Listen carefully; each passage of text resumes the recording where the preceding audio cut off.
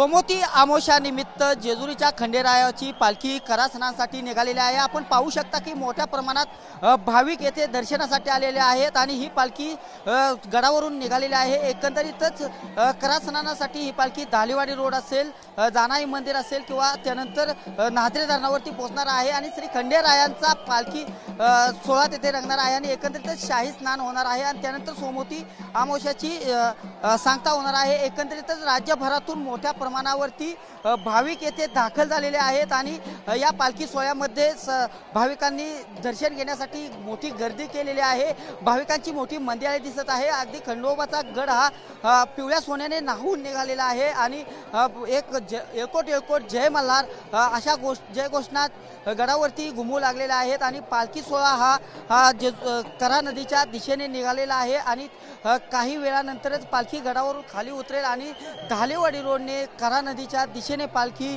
नाझरे धरणावरती जाईल आणि तेथे शाही स्नान पार पडेल आणि एकंदरीतच सोमवती अमावस्याची सांगता होईल। एकंदरीत आता ही पालखी गडावरून निघत आहे। कॅमेरा पर्सन चरणसह मी दीपक कापरे, TV9 मराठी, जेजुरी।